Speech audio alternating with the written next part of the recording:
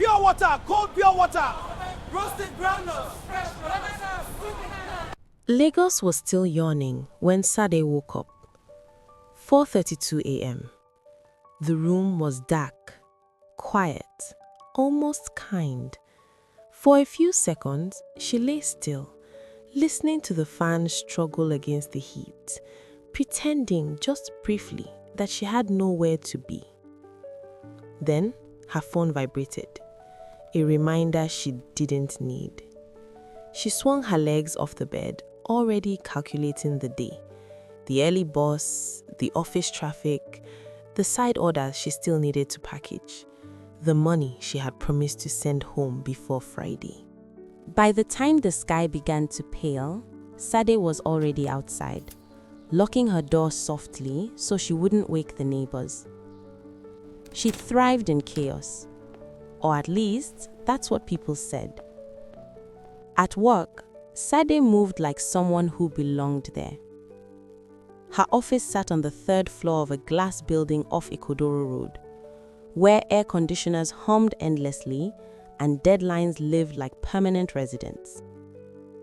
She was good at her job, too good, the kind of employee whose boss stopped saying please a long time ago. Sade, I'll need that report before noon. Sade, sit in for me at the meeting. Sade, you can handle this, right? She always could. Her boss liked to joke that she was the engine of the department. Sade smiled when he said it, even though engines were never allowed to rest. During lunch, while others ate and laughed, she checked her phone.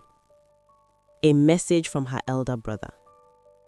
I need something small, just manage, it's urgent. She didn't reply immediately. She already knew she would. By evening, Lagos did what Lagos always did. Traffic thickened, horns blared, hawkers shouted hope into dusty air. Sade squeezed into a bus, her head resting against the window as the city crawled forward inch by inch. At 6:45 p.m., it came. The headache. Not sharp, not dramatic, just a heavy, pressing ache right behind her eyes. Like a quiet reminder she couldn't ignore but had learned to live with.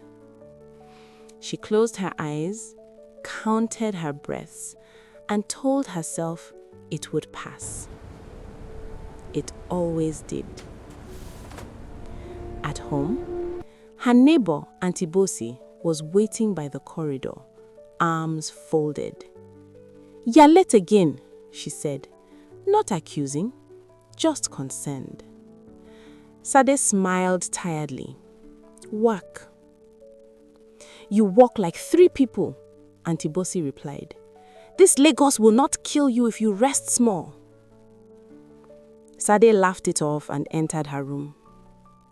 There was still work to do. Her side business, homemade snacks, inspired by memories she never talked about, needed attention.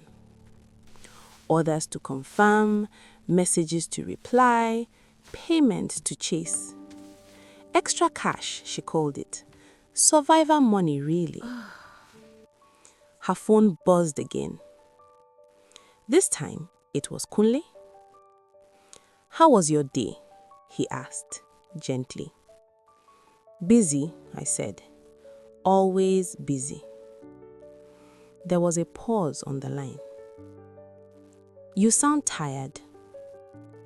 "I'm fine." He didn't push. He never did. But later that night, with his friends, Kunle would say what he never said to her. "She carries the weight of too many people," he told them quietly. "I love her. I'm just scared there will never be space for us." Sade's family group chat was loud, as usual. Her mother sent voice notes full of prayers and reminders. "God has blessed you in Lagos. You know your siblings depend on you. Family is everything." Sade listened, smiling sadly. Her mother had raised 5 children selling akara by the roadside. Burn scars on her hands, strength in her voice, sacrifice in her bones. To her, Sade's stress wasn't pressure. It was proof of love. Her 2 elder siblings floated through life without direction. One jumped from job to job, money disappearing into nights that never built mornings. The other spent whatever she got, rescuing a boyfriend who always needed saving. The younger one in university? Angry, reckless, certain he knew better than anyone. Only the last born still asked Sade how her day was. That night, as Sade lay in bed, the headache returned, soft, persistent. She pressed her fingers to her temples. For the first time, she wondered, what if my body is trying to tell me something I don't want to hear? Outside, Lagos buzzed on. Inside, Sade stared at the ceiling, already planning tomorrow. She did not yet know that this headache was not just pain, it was a warning, and it would come again every evening at 6:45.